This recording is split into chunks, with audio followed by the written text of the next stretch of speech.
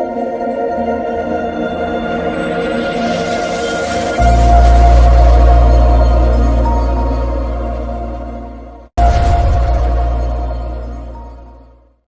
समाधान चैनल में आप सभी का दोबारा से स्वागत है।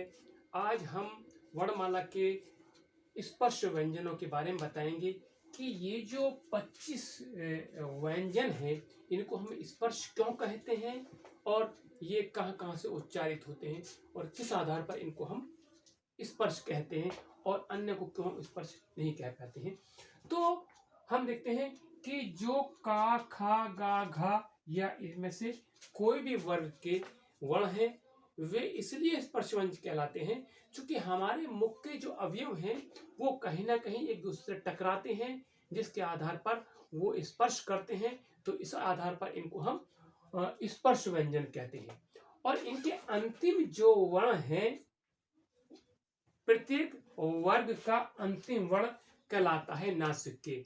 जैसे कि मैंने ये कोष्टक में लिया है, चाहे ण है, चाहे यड़ा है, चाहे इसका अंतिम वर्ण पश्चमाक्षर है, चाहे इसका अंतिम वर्ण पश्चमाक्षर है, जैसे इसका अंतिम अक्षर पंचमाक्षर है। तो इन्हें हम नासिक के वर्ण कहते हैं। नासिक के वर्ण क्यों कहा जाता है? क्योंकि इनका जब हम उच्चारण करते हैं वो नासिका से ही करते हैं। उसकी जो वायु है वो नाक से भी निकलती है और मुख से भी निकलती है, इसलिए नाक से निकलने के आधार पर इन अंतिम 5 वर्णों को हम नासिक के वर्ण कहते हैं। और इनको संपूर्ण पांचों को इसलिए हम स्पर्श व्यंजन कहते हैं क्योंकि हमारे मुख के अंदर जो वह अवयव है, चाहे वो दांत है, चाहे वो औंठ है, चाहे वो तालु है, चाहे वो मूर्धन है, चाहे वो अन्य कोई दूसरा अवयव है हमारे मुख के अंदर का, जब हम इनका उच्चारण करते हैं इन व्यंजनों का, तो ये उच्चारण करने पर कहीं ना कहीं स्पर्श करते हैं। जैसे हम जिह्वा से हम करते हैं ता, तो जिह्वा का हमारा अग्रभाग दांतों से टकराता है, स्पर्श करता है, तो ये स्पर्श व्यंजन हो गए।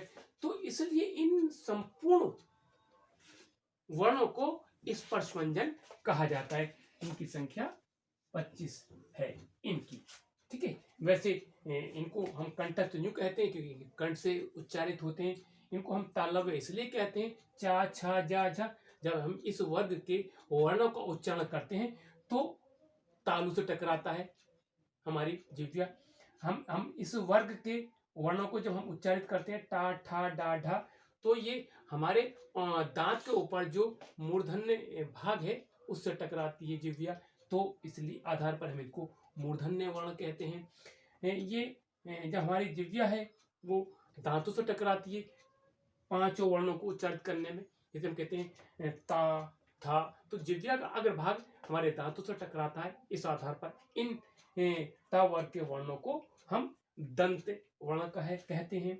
और ये जो 5 वर्ण हैं, पा, फा, बा, भा, मा, तो ये पा वर्ग का के जितने भी 5 वर्ण हैं, जब हम इनका उच्चारण करते हैं तो वो हमारे ओंठ एक दूसरे से टकराते हैं, आ है, फा, बा, भा। तो इस आधार पर हम इनको ओष्ठ्य वर्ण कहते हैं। तो मैं समझता हूँ आप लोगों को ये समझ आ गया होगा। नेक्स्ट वीडियो में फिर दोबारा मिलते हैं। ओके, गुड बाय, नमस्कार।